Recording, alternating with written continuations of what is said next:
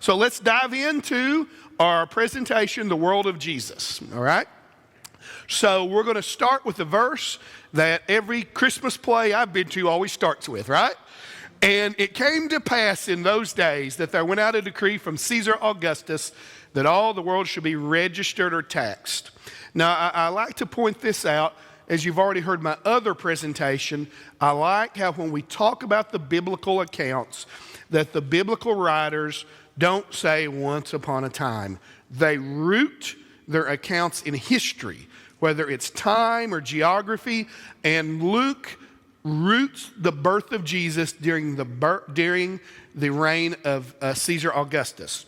So we have a coin of Caesar Augustus here in the case here, and I pointed out just simply as a reminder of how the authors are putting this in history, all right?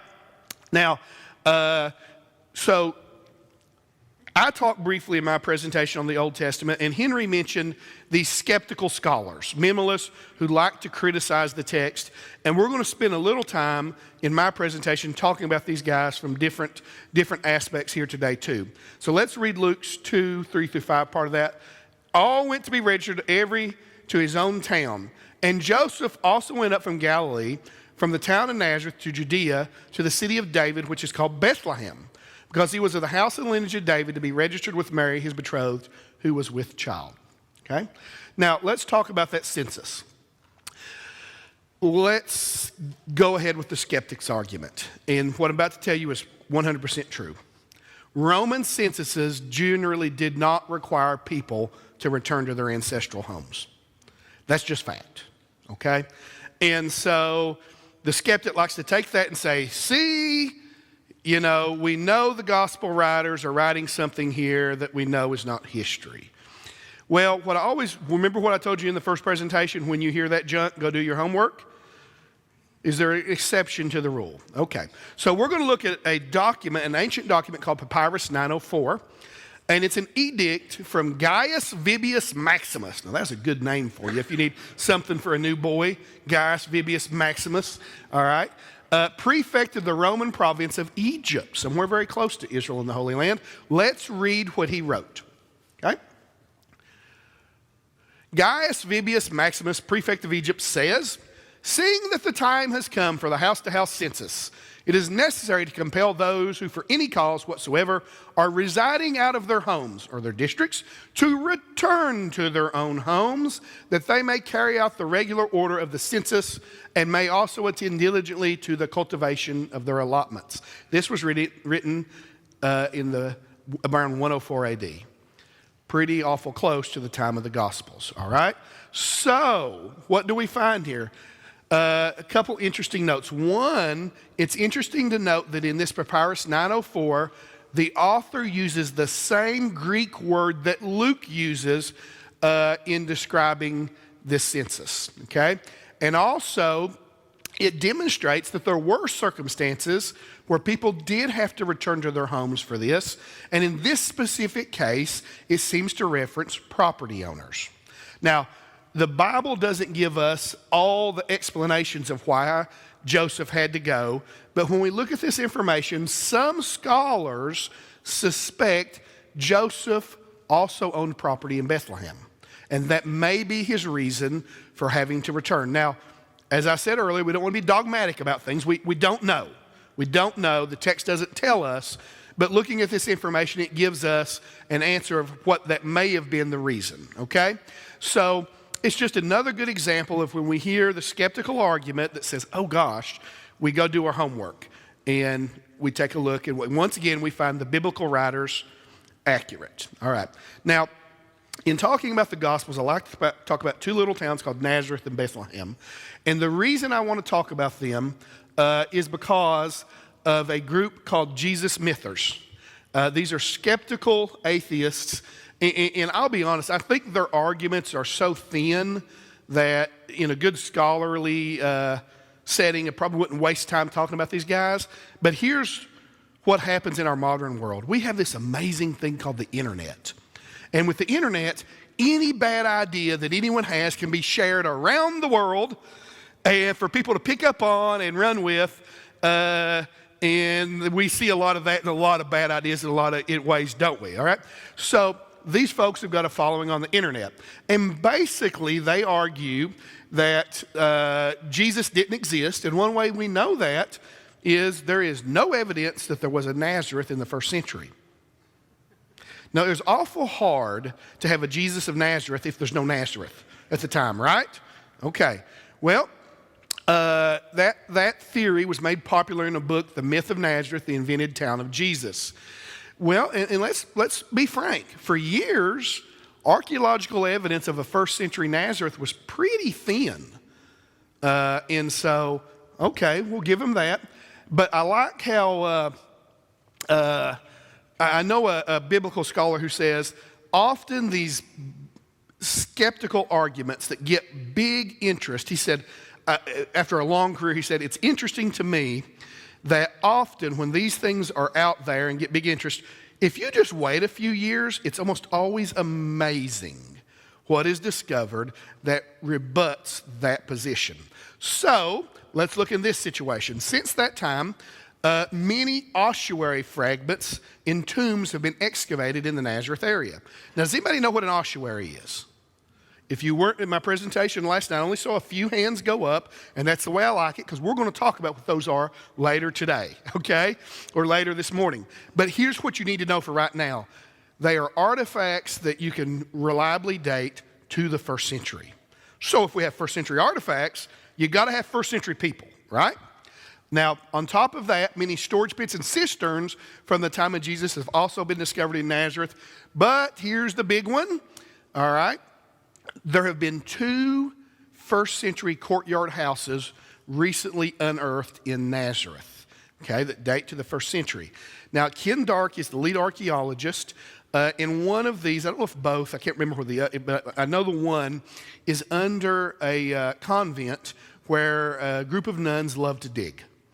And they eventually got a professional archaeologist to help them with the work. And what they have under their convent is fascinating. Now, Henry talked to you about Capernaum and a particularly interesting site that Christians after the first century venerated by building churches over, right? Well, we have got a first century home in Nazareth that is venerated by early Christians. So here's a fun question for you. Why would early Christians pick a little common house in Nazareth to worship and venerate at? You decide. But I think a reasonable conclusion is it is where the early Christians believed Jesus grew up, okay? Now, as we said, we don't want to be dogmatic. There's no sign Jesus was here type of thing. I think it's a reasonable conclusion from the evidence. But what we can say confidently is there's no longer any doubt archaeologically that there was a village called Nazareth that existed when the Bible says that an angel appeared to a young virgin named Mary to tell her about his plans for her and a baby she was going to have. All right? So, now, I want to show you that house I talked about. And from the image, it can kind of be hard. We can see the rock-cut doorway. What I do want to show you, though, is an artist image of what these houses looked like. This is a typical Galilean hillside house. It's up in the mountains, and being from eastern Kentucky, it just tickles my soul that Jesus is a mountain boy. So we have a typical courtyard house where a lot of the life's activity would take place in the courtyard. You have living quarters, you have an upstairs area, a roof that's used, and often an area right off the courtyard where this is the one that interests me and a lot of folks so much, where you keep your animals overnight. Ladies and gentlemen, your ox, your donkey, and all that, there's no barn out back, okay? They're kept in your house overnight. They are too valuable to you to allow something to happen to them, and you want to keep them there close, that nice, wonderful smell that's probably not so bad to you because you're used to it, all right? So if they can't argue about Nazareth, what about Bethlehem? Well, they also, Jesus Smithers, like to argue that there's no evidence of Bethlehem from the time of Jesus. In May of 2012, the Israel Antiquities Authorities announced the discovery of a bulla. Now that's a clay seal or impression. Here's a picture of it. This is tiny. It's like a postage stamp size, okay? And it mentions, it's a tax document. It's talking about a shipment from a little town to Jerusalem, and it dates to the 7th or 8th century BC, okay? Of course, the little town is Bethlehem. Yeah. And so we have early evidence for Bethlehem, and recently an archaeologist named Shimon Gibson, who we know from our team, he's from North Carolina, who does excellent work. He has demonstrated clearly from his work that there was a first century village at Bethlehem, and he concluded that it was a small, insignificant site. Isn't that just like what the Bible describes? Exactly. All right. So let's move on. In this presentation, I talked about our villain in the Old Testament. So we got to have a villain to have a good story, and you're going to know this guy well. Matthew 2:16. Then Herod, when he saw that he was mocked of the wise men, was exceedingly wroth, and sent forth and slew all the children that were in Bethlehem and all the coasts thereof from 2 years old and under, according to the time which he had diligently inquired of the wise men. Okay, so we know this account from our Christmas accounts. Scholars call this the massacre of the innocents, okay? Now, I like to talk about this because this is a subject that skeptical scholars like to criticize, okay? And they basically say this is not history. They say this didn't happen. And here's their argument. Hundreds of baby boys, maybe 1,000, murdered, killed, and nobody but Matthew writes about it. We know writers from the time, like Josephus, that tells us the dirt on Herod. Nobody else mentions it. No other writer mentions it. That this didn't happen. This is being made up to beef up the story of the birth of Jesus. That's their argument, okay? And so, in simple terms, such a horrendous event should have been recorded by someone else, is what they're saying. So, we're going to dig into that. So first, I'm going to share you a video from Appian Media, from my friends Barry and Jeremy, and they're going to go beneath a church in Bethlehem, okay? And it's their conversation I want you to listen to as they talk about this event.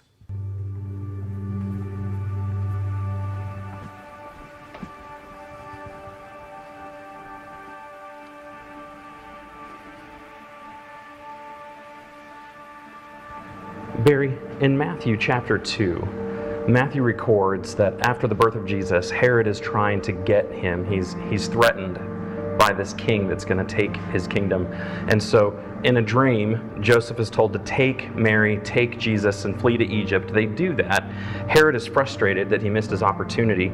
And so in Matthew 2:16, when he saw that he had been tricked by the wise men, he became furious and sent and killed all the male children in Bethlehem and in all that region who were 2 years old or under, according to the time that he had ascertained from the wise men. Now, that verse is connected to what we're standing next to. It is. What they found in here are a number of burial chambers and ossuaries in which small children, very young children, were buried. Now, when my mind goes to that event and I read through the Gospels, I think of a larger city. I think of hundreds of children, thousands of children that would fit that criteria. But that's really not what's going on here, is it? No, it's not. In fact, Bethlehem of modern day is around 60 to 70,000 people.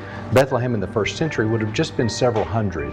And so when we think about all the children who were killed, it wasn't in the hundreds or thousands. It was really probably in the number of dozens. Of course, any death is one too many. To think about what Herod did because he thought Jesus was a competitor to his throne is just, it's horrifying.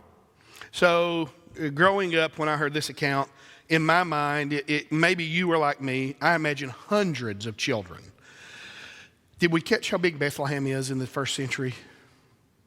It's small, maybe several hundred people. Barry said dozens, like one of the scholars I read actually says it's probably about a dozen.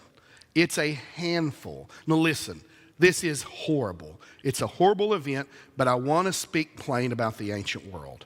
All right, especially writers that are pagan, I want to tell you about the view of the average Roman on children. Roman folks, for example, would have children, and that once you got 2 or 3 past the danger years, and you had secured the family inheritance. And you want to make sure the family inheritance stays, well. So you probably don't want other kids, but, life happens and other kids show up. So how do you deal with this problem?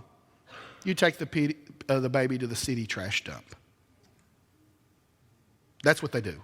That's common. Sorry? So that's horrible, isn't it? But it tells us about their lack of value. Now, so here's the thing. Why would people with that view, and I'm going to speak real plain, why would they care about a dozen peasant children from a backwater village? Doesn't mean anything. It's not important. This is a non-issue to them. Who would care? A Christian author. And that's exactly where we find it. Sorry, I get emotional. It's my Pentecostal background, I think, right? So, all right. So let's move on. And I like to talk, when I talk about Herod, I always say the best thing he did was he died eventually. All right? So he did die. And now, when he dies, where is Joseph, Jesus, and Mary? Egypt. Yeah, okay. So the angel says it's time to go back. And I like to look at this verse because there's a verse here that taught me a lesson, how important it is to read carefully. So I'm going to ask you a question, and I'm going to give you what my general thought was. So they're leaving from Egypt to come back. Where are they going to? What's the plan? He's Jesus of? So I just assume that's the plan. That's all right. Let's listen carefully to Barry and Jeremy again. Mention a verse in Matthew, and then we'll talk about it. And he rose and took the child and his mother and went to the land of Israel. But when he heard that Archelaus was reigning over Judea in place of his father Herod, he was afraid to go there. And being warned in a dream, he withdrew to the district of Galilee. And he went and lived in a city called Nazareth, that what was spoken by the prophets might be fulfilled. He shall be called a Nazarene. Okay, did you catch that?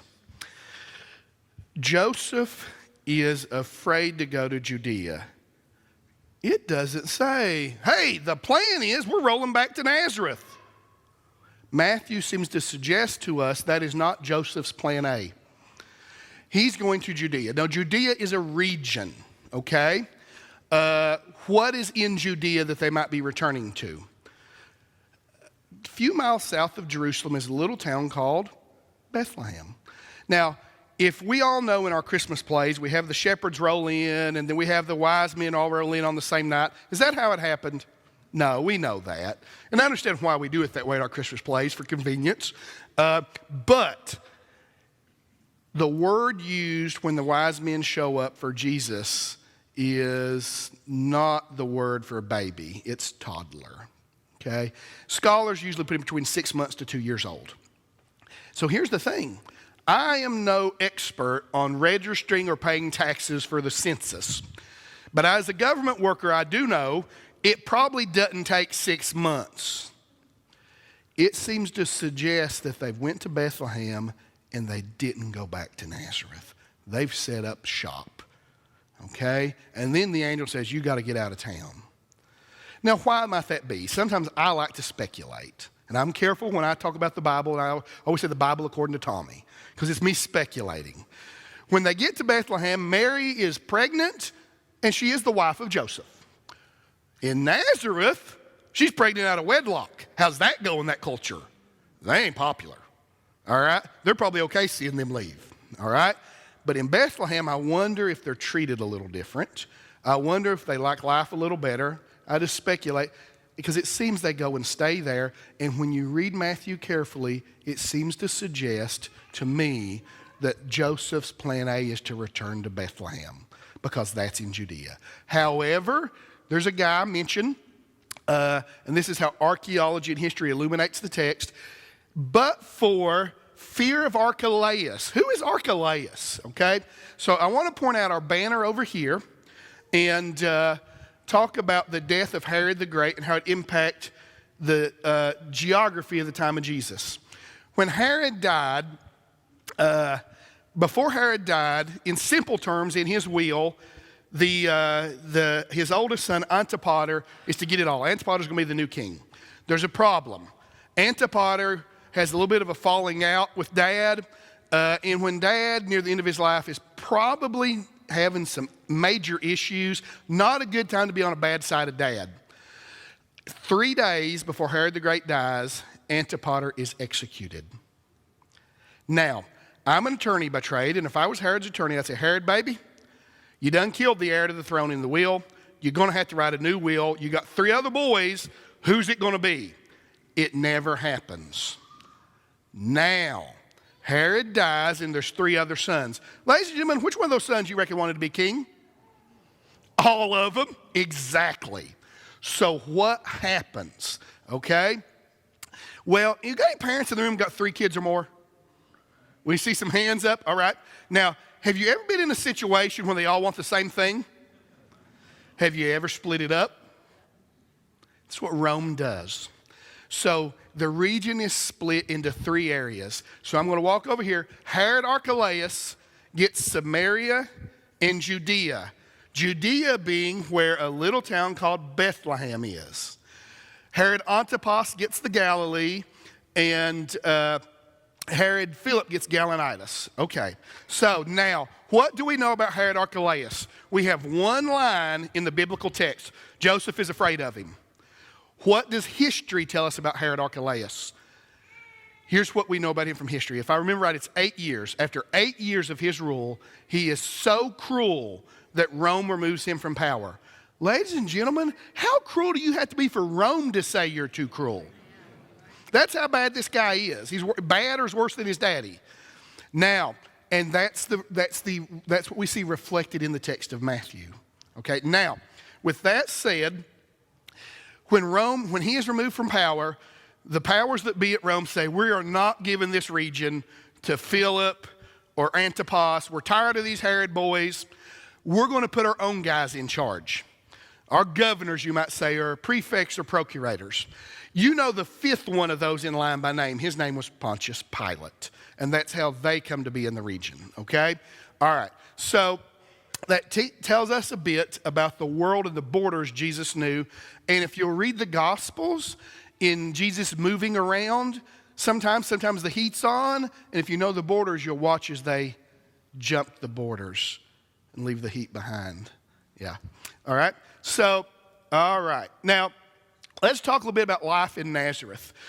We don't have a lot of information about Jesus' grown-up years in Nazareth, but by knowing a little bit about his life and life in Nazareth, we can speculate a little. First, what is Jesus' profession? What's he trained in? Carpenter, yeah. So I've always heard he's a carpenter, and we're going to explain that a little bit. It's really not wrong, but it's not a perfect translation. But first, I want to take you, because I just think this is neat, I want to show you a shop in Nazareth Village in Israel and introduce you to a man named Joseph. All right? And so you will see our woodworker shop here as he works with different tools, our historical reenactor, and we can see, if I remember right, the day we were there, he's preparing a ladder. And if you go to Israel, you can visit Nazareth Village, where you can see what life was like in the 1st century. And I like to show different tools, as Saul. And my favorite one's coming up. One I had no idea existed, all right? And I think it's if you like to work with tools, you're going to like this, because you're going to see Joseph's drill. Yeah. Now, just a fun note, I'm calling him Joseph. That man, the actor, do you know what his God-given name at birth was? Joseph. Yeah. All right. So now, we say carpenter in English. What was Jesus' profession? Okay? When we say carpenter, it immediately makes us think of somebody that's building houses and furniture of wood. Okay? The word, well, I'm going to tell you what we know from archaeology first. Archaeologically in the Galilee, houses are not built of wood. It's not plentiful.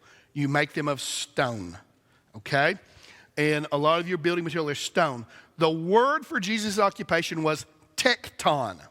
Okay? Now, while a tecton does not exclude him from being a carpenter, so don't misunderstand me. We're not saying he didn't do woodwork. He probably did. But when we know the archaeology of the time, we know what a tecton is, it's also better to understand he is also likely a stonemason. Now, here's a question for you. How many times does Jesus tell parables where he uses building with stone as examples? The chief cornerstone. You build your house on a rock. In my mind, I've always got that image on a beach somewhere. It's completely wrong. You know, I've got a beach and sand.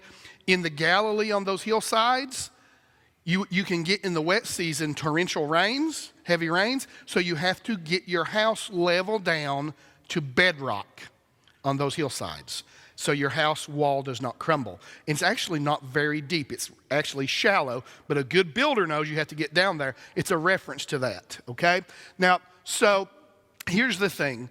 In the way I would describe Joseph and Jesus' occupations is general builder, is a good way in our modern terms to think of it. Now, here's a fun question, and this is just, we don't know.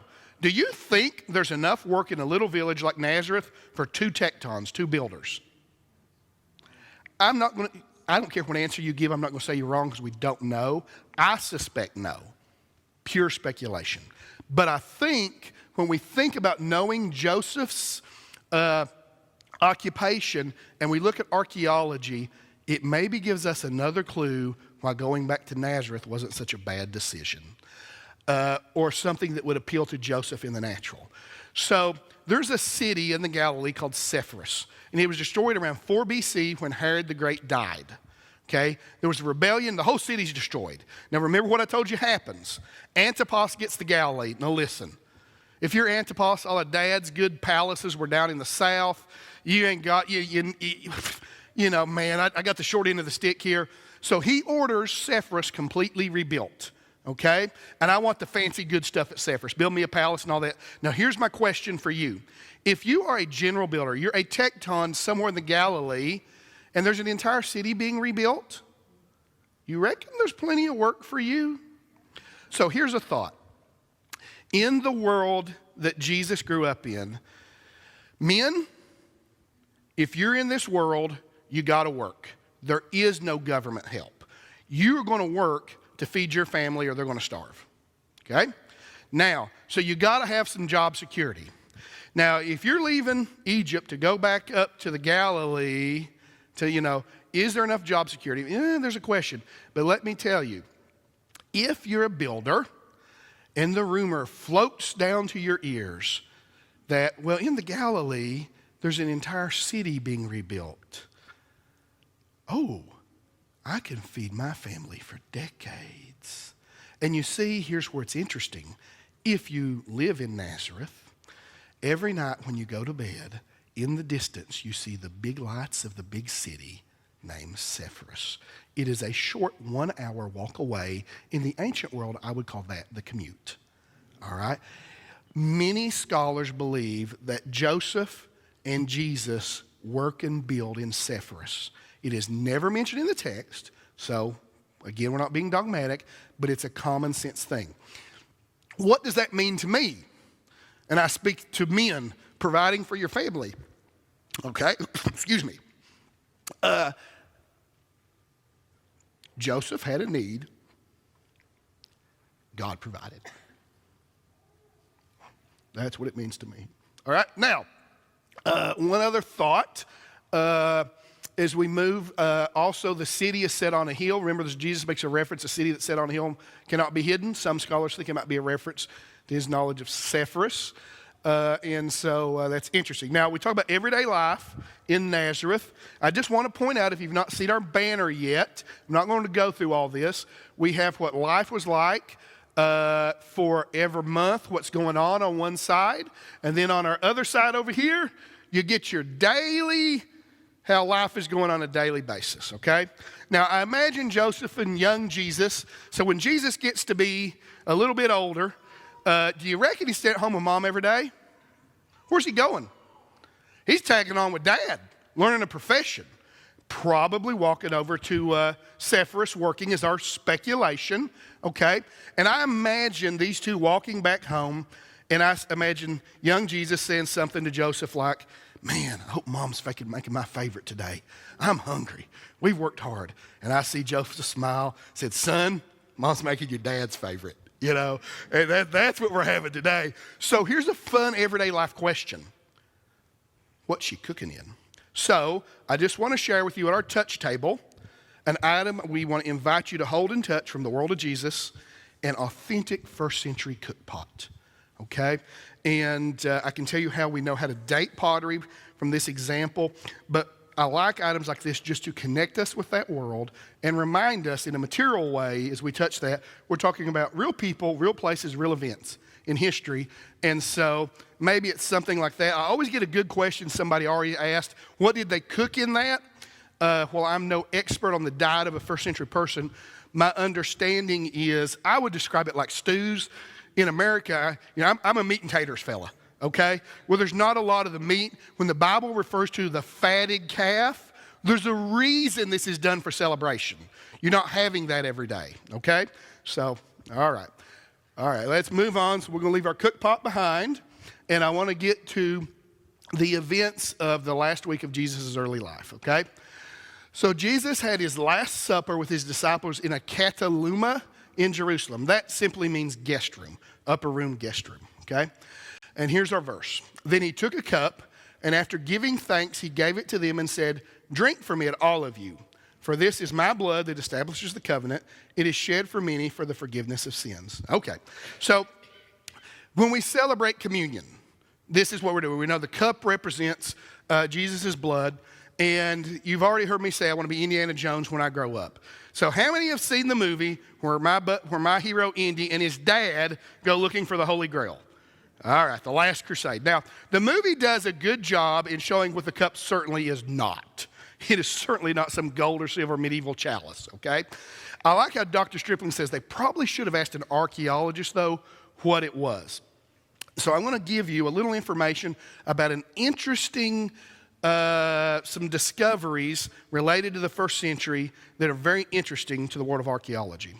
So in the first century, archaeologists have discovered that Jewish believers are, at this time in history, and it's this short window, a little bit before the first century and through the first century, they are making bowls, plates, mugs, and cups, and items of stone, the local Jerusalem area white limestone, chalkstone. Now, it is in a certain window of history, and then it disappears, and it didn't exist before. So there's a question, why? Why did they start doing this? When you look at the rest of the culture at the time, and I always try to say this the right way, and I use the word they're becoming obsessed, and I don't mean that in a negative way at all. They're becoming obsessed with getting it right, making sure they're doing things the holy way and they're doing it right. They're bathing in mikvah starts at this time. Art disappears from their pottery. Not that they had graven images, but they had a little, you know, that comes very plain, like a Herodian oil lamp here. We see different things occurring, and one of the things we see is the beginning of this use of these stone vessels. Now, what's going on? In the Torah, we find some different references to how materials can become impure. There's even a verse that talks about how your pottery can become impure. Now, how do you know when your pottery is impure? Is it when you burn the burrito on it in the microwave? I mean, how do we know? And how would they know? And so there's a question here. How would that be impure? And it lists different things. You know, you've got the pottery, and there can be other substances, the wood, the metal. Do you know what's never listed as something on the bad list? Stone. How does the human mind work? Aha! Stone is never listed as something that can become impure. Therefore, if we make our bowls, plates, mugs, cups of stone, they can't be impure. Now, they're still using pottery, but when you have an important festival meal, the Passover, for example, and you're the Jewish host of the home, and you've got an important rabbi and his followers celebrating Passover, that we would call the Last Supper, in your upper room, would you ever let those fellas use anything that could have been considered impure? Absolutely not. We think from the context. While the text says cup, so again, we don't be dogmatic, we think the context suggests the style of cup Jesus passes at the Last Supper is one of these. on display here, okay? Now, I do want to put a plug in for our excavation at Corbett on McCotter. Henry mentioned that earlier. Remember, he talked about McCotter and how we think the evidence points that it's Ephraim. I in the older phase, Ephraim at the time of the New Testament, the book of John. This mug comes from McCotter. If we're right and it's Ephraim, that means it's an artifact from a location that Jesus of Nazareth and his disciples visited according to the book of John. That's pretty cool. Now, as you notice, you can't handle it. It's in our case, but I do like to tell you, if no one looked at it, over here is a broken bottom of one. So if you would like to handle something from the world Jesus knew, please feel free to pick this up, carry it over here, and compare it to the one in our case, and in a small way have a contact with that world. Okay? Now let's move on. All right. Now, we're going back. We've got Herod earlier, but we've got to have one more villain. So there's a guy named Judas, and he's given what to betray Jesus? 30 pieces of silver. Now, in my mind as a young fella, I literally thought it was 30 little hunks of silver, okay? It's a slang term. If I told you I'm going to give you $30, you do not expect me to give you 30 deer, I hope. You and I know that means $30, okay? So 30 pieces of silver is a slang term that means 30 silver shekels. Now, when we know the history of the time, you can only pay your temple tax with a certain silver shekel. It's the shekel of Tyre, and there is one on the case right here. If anybody saw this, it's got a beautiful image of a man on it, and you may have thought it was Caesar. It is not Caesar. It is the pagan deity of Tyre, Melkart. So, at the temple of the one true God in Jerusalem, you have to exchange your local money for a foreign coin that has an idol's image right on the front to pay your temple tax. Ooh. I see some head shaking back like, oh gosh, no. That's what happened. They passed a special rule that said that's the only coin we'll accept. Why? Speculation is the Roman denarius has about 80% pure silver. The shekel of Tyre, 93 to 97%. So that's why they're doing it. Now, if that is the silver shekel in the treasury, what are they giving Judas? Historians agree it's 30 of that coin. Now, what I do want to point out is we have a nice, beautiful one here in our case. Here is the secret. There are two in our collection. You can see the nice, pretty one in the case for nothing other than walking up front. If you want to see the other one, you have to talk to me between or after presentations because it's in my pocket. And you probably want to say, Tommy, why is that coin so special that you keep it in your pocket and make people talk to you? And then I'll answer your question because there is a special reason for that coin and a special story I like to tell. So that gives you a reason to speak to me between presentations, all right? So let's move on, and I need a volunteer, a young person, a teenager would be great. If I can get somebody else to volunteer for me. If we have a parent who wants to volunteer your teen, I'll take them too. I see somebody up here pointing. Dad, maybe? Dad, can you send me one of your youngins? Give me their name. Will they come up front? They don't have to do much but stand here. So I need a quick young person. All right. Give her a big hand. All right. What's your name? Isabel. Say it again. Isabel? Okay. All right. So, Isabel, I need you to stand right here. Isabel is going to help us understand. I remember I asked you earlier if I knew what an ossuary was. Okay. I want you to look at the picture, and we have stone boxes. Now, what you need to know is right here is a partial one of those. It is broken. It is damaged. There's only 20, 30% of it here. It would normally come out to here. If we had the whole thing, one, it'd be too heavy probably to bring. Two, Israel would not let it leave the country. But since this one was highly damaged, we're allowed to have that portion, okay? Now, what is an ossuary? This is going to help us understand burial practice at the time of Jesus. So Isabel is going to help us. We appreciate her volunteering so freely, so much. And we're going to pretend.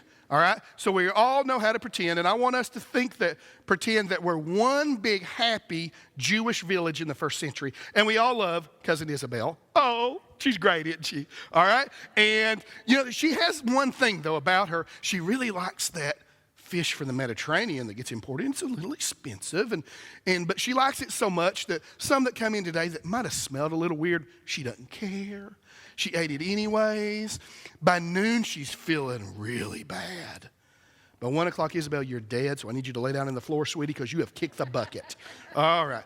So we have Isabel, and she has died. When are we burying her? Anybody know? When? When does Jesus have to be off the cross? We're going to bury her today. Yep, we're going to bury her today. Now, Isabel, here's what we're going to do. We're going to go to the family tomb. Now, at the family tomb, we're going to roll away the stone or roll away the stone. Do you see me do it two ways? So if you're rich, you probably have the circular stone you've seen in all the pictures, and it can roll away this way.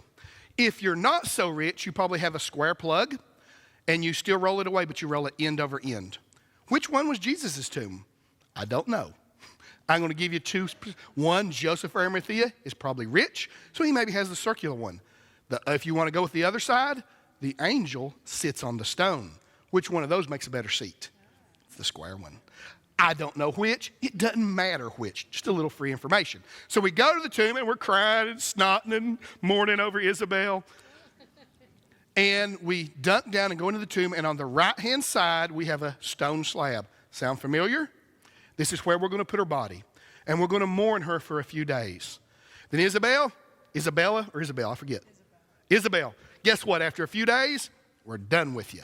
All right? We're going to leave you there. And this is where it gets interesting. We come back a year later. Isabel, what's left of you in a year? Any idea? Don't know? What's left of her in a year? Bones. Now, this is where it gets interesting. In the back of our family tomb in the wall, we have holes in the wall. Niches or loculi, we would like to call them. And in those holes in the wall are these stone boxes. Isabel, we're going to pull one of those stone boxes out, and we're going to take the lid off of it. And then we're going to go to the stone slab, and we're going to bag Isabel up. This is not a coffin. We're going to gather her up, and Isabel, we're going to put your bones in the box. Now, this is where it gets interesting. Mom and Dad may be in there waiting on you already. Grandma and Grandpa too. The biblical term gathered to your fathers is literal. It is common to find the remains of 5 to 6 people in these ossuaries. So this is where it's interesting. The description of Jesus' burial is appropriate for the time. The plan is to bury him, and then a year later regather his bones. Now, here's the good news. He doesn't wait around. All right? So that's the good news. But this teaches us about the burial practice at the time, and how that if this was written, as some people might say, hundreds of years later, when this burial practice had been over since the end of the first century, the description of the burial might be different. Okay?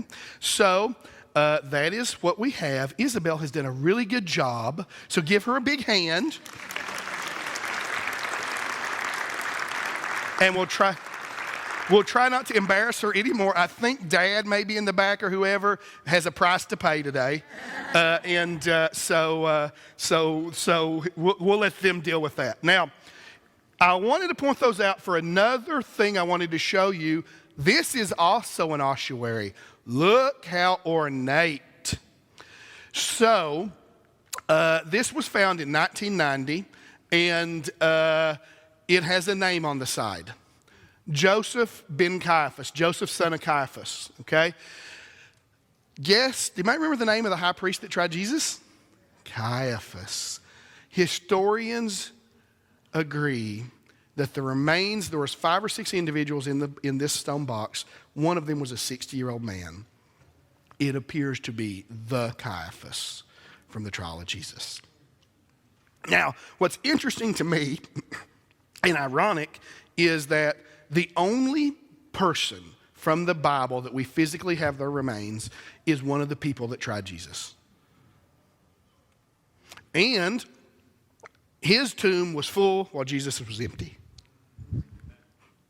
All right? Now, so make sure You check out our ossuary, but I want to go and talk in our little bit of time left about Jesus' crucifixion and one of the common minimal scholar rebuttals you'll get. And here's what they say. They say, and there's one in particular named John Dominic Crossan that's got a lot of press over the years.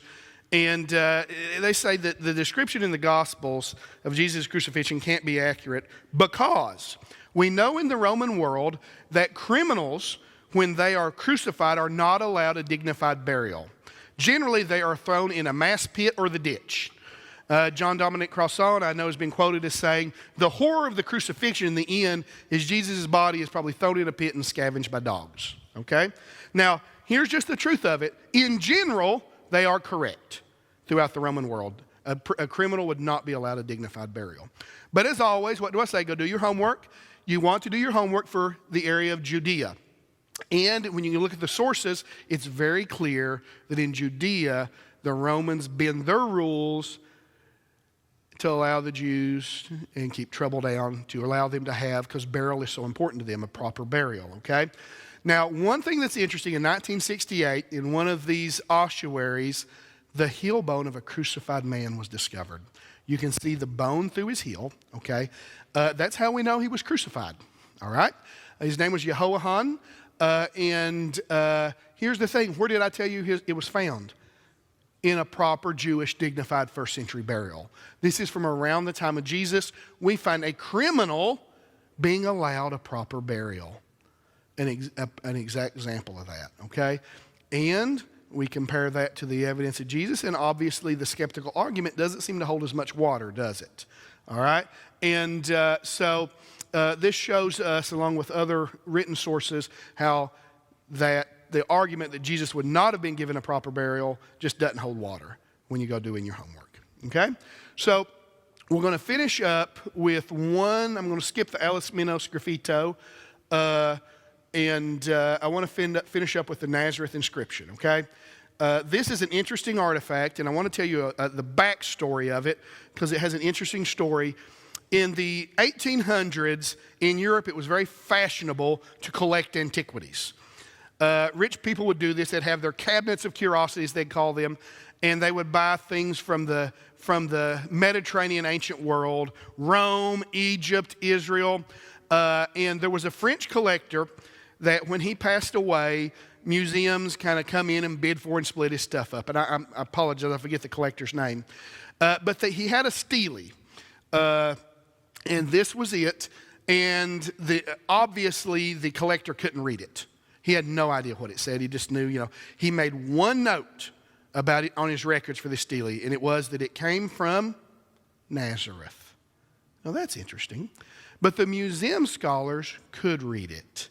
And it's what they were able to determine by epigraphy, in other words, the style of writing, it appears to be an edict of a Roman Caesar, and it appears to date to the reign of Claudius, which would be between 41 to 56 AD. If you know the information on Jesus, he's crucified either in the year 30 or 33. This is within the lifetime of witnesses. This is within a decade, potentially, of the crucifixion of Jesus, okay? Now, what does it say? All right, so I'm going to read you what this says. It says, Edict of Caesar. It is my decision concerning graves and tombs, whoever has made them for the religious observances of parents or children or household members, that these remain undisturbed forever. But if anyone legally charges that another person has destroyed or has in any manner extracted those who have been buried or has moved with wicked intent those who have been buried to other places, committing a crime against them, or has moved sepulchre sealing stones, against such a person, I order that a judicial tribunal be created, just as is done in concerning the gods and human religious observances. Even more so will it be obligatory to treat with honor those who have been entombed. You are absolutely not to allow anyone to move those who have been entombed, but if someone does, I wish that violator to suffer capital punishment under the title tomb breaker. What is happening?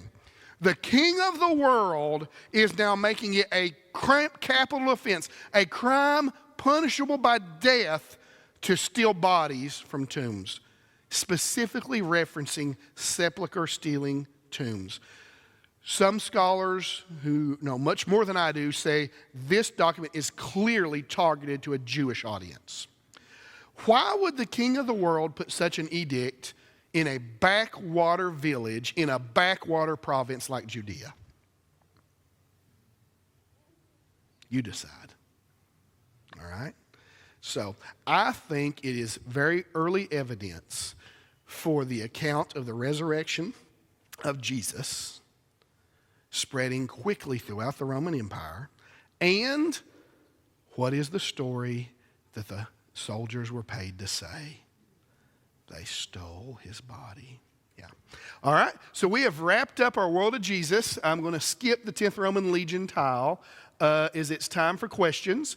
And give us a break before we move on to our next presentation. As Pastor Dave comes forward, I'll put in one plug for what I should have said for the question someone asked earlier, an addendum asked about the Old Testament autographs. Just to be aware, an autograph means the original document.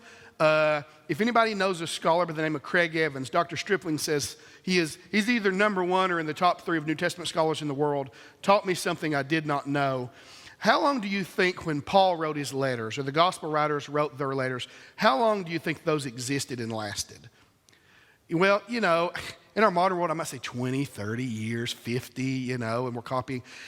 Actually, when we look at the evidence from the Roman era, those things it was common to have records 200 to 300 years. What Dr. Evans says is we don't certainly probably have the originals. We may well have copies directly from the originals. That's pretty important. All right, questions? What we're going to do, I think, is maybe one question about this presentation, and then I'll go over the rules of how we want to do the rest of the day if you're staying for the bonus episode or if you're leaving before then. One question about this specific presentation, right here. Near the beginning of the talk, you mentioned how Joseph might have owned a property in Bethlehem. If that was the case, why didn't he just stay in the property when he first came to Bethlehem? So, as I mentioned earlier, that is a theory and speculation. We don't know. We don't want to be dogmatic about the text. I'm not saying absolutely certain that's the reason he went there. What I'm saying is it may have been the reason. Obviously, the text often gives us basic information. It doesn't fill in every detail. So it certainly wouldn't explain why he's in Nazareth. We can speculate to that. It may help explain why he stays there. It may be that he is a builder, and maybe we're going to set up shop here. Maybe he's building a house on the property there. I don't know. What we're saying is there's a good example of how someone did have a reason. And here was the reason in this specific case from Papyrus 904 to return, even though they weren't living in their home area, they had to return there for the census if they were property owners. So those things match well. Maybe he owns property there, maybe he doesn't, but it helps us understand, adds a little illumination to the text in Matthew.